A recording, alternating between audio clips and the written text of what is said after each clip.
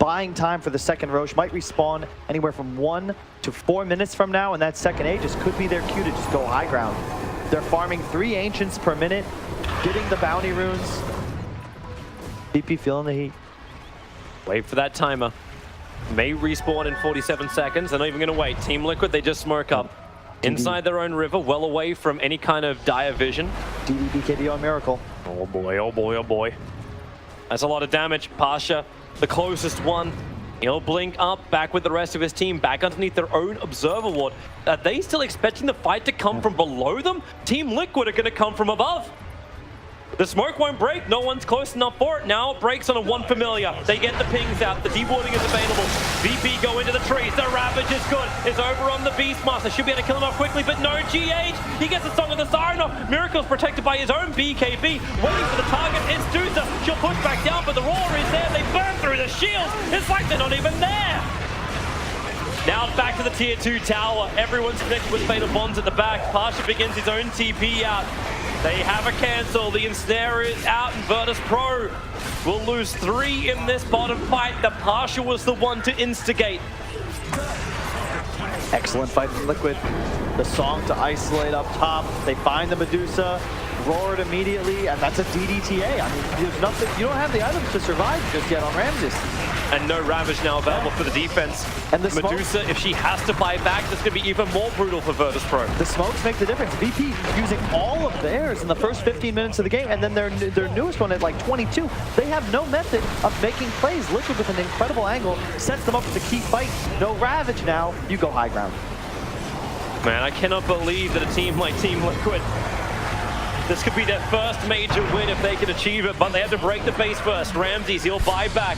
He wants something for this, and they'll get it. The glimpse is there. Miracle dragged in, but then the BKB attack goes right up. The Soul Assumption damage from Atonement will bring him down. The wall is there from the Disruptor, which is keeping Liquid inside the base, and GH, he's pretty deep inside the base. Makes a break for the tree line. Ramses having the split shot available, and he'll kill GH in the trees. We're 328 gold. Liquid, they got through the tier 3 tower. They don't have the glimpse back available. They have an X-Master spot, but can they grab someone? They're looking at Kuro, the Mystic Flare. Everyone huddles together.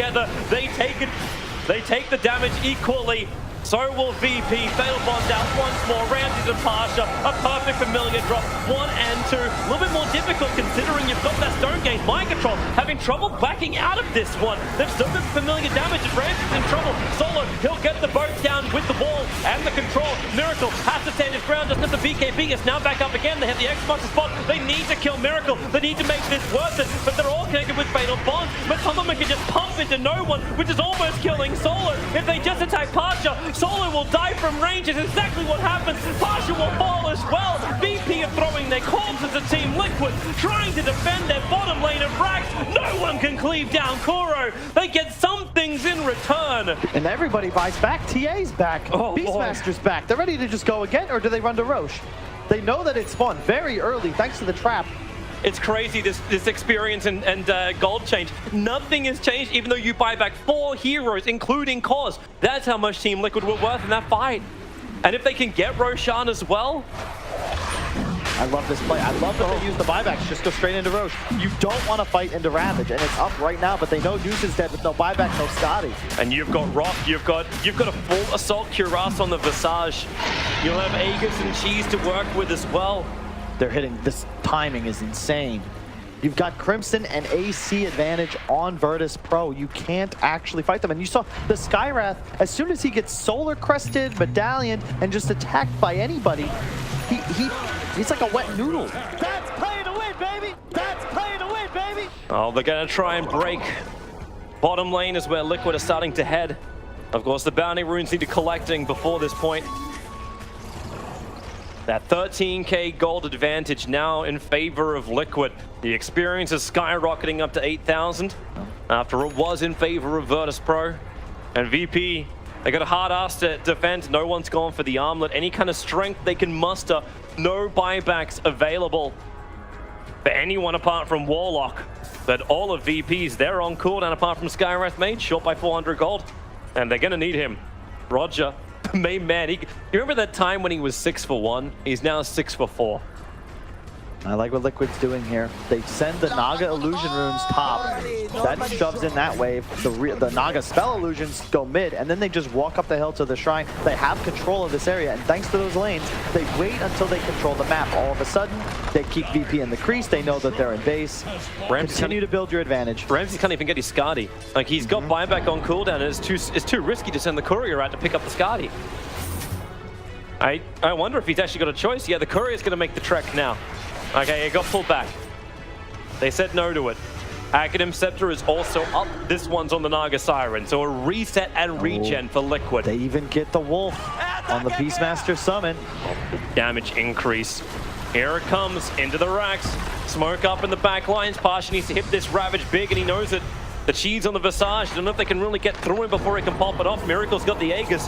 Just looking for any kind of target he's willing to jump into. The range racks on bottom will fall. But as Pro managed to mop up the creep wave, but they're being pressured on the top as well as the mid. Yeah. Team Liquid have so many options for this push. And you can see Solo's sitting with 4 wards. Like, they're stuck in here. Liquid has them completely at their mercy, and they're going to just continue shove waves, out farm. They get the range racks for free. Now do you go to top shrine? Do you keep pressing? It's still a difficult team fight. They look towards the mid. Familiars come in. Matumba is waiting for the right opportunity. No one going to X-mark spot over on Matumba. Into the torrent. There's no real follow-up. Just a little bit of chip damage from Ramses. Can't even kill off the Familiar. Is able to drop back down again before the damage can be completed. But the Skadi, it's on the Deucer. So one positive thing for VP's high ground defense. He is level 21 as well, so the 700 mana talent is up. It's significantly hard to take him out, but I fear for VP's damage output. They need so many Tidebringers from no one if they want to win a fight, and that Fatal Bonds, man, it's hitting like 3 or 4 heroes every engagement, it feels, and there's no BKBs on Virtus Pro. They keep trying to chip away with this X into Torrent. It's a pretty low cooldown for it. Doesn't have a lot of mana, however, spare. This is the downside of Conquer now. Needs the regeneration, which he's only got from 1 bottle charge. Bottom lane's continuously pressuring in, and Liquid are circling Virtus Pro like vultures. Another X marks the spot. This one's onto GH. Decent damage into him, but remember, you can always just Aghanim Scepter, 4-star. Medusa goes up, and they glimpse back the Naga Siren. No follow-up, but again, another X marks the spot Torrent. It will hit the money, and Medusa dropping GH even lower. They're trying to bait out this Song of the Siren almost, but GH holds his nerve. And see, Liquid, they still respect VP's team fight. They don't want to go high ground, and they don't really want to separate either, because all of a sudden one guy gets picked off, then like you can see outside the base, the X's, the glimpses, they're not as threatening because they cannot exit, but you don't want to be caught off guard.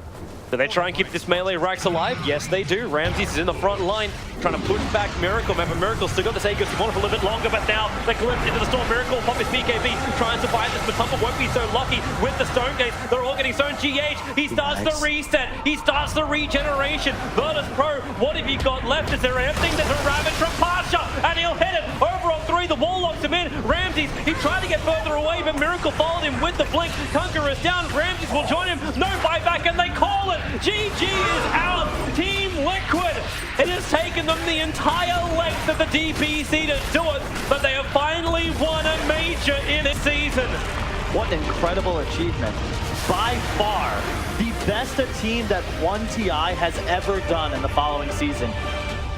What fortitude to struggle the entire year. So many finals, so much disappointment, and in the last and biggest major, they come through. No, they didn't. Against the guys who have won so many of them, 4-time major winners.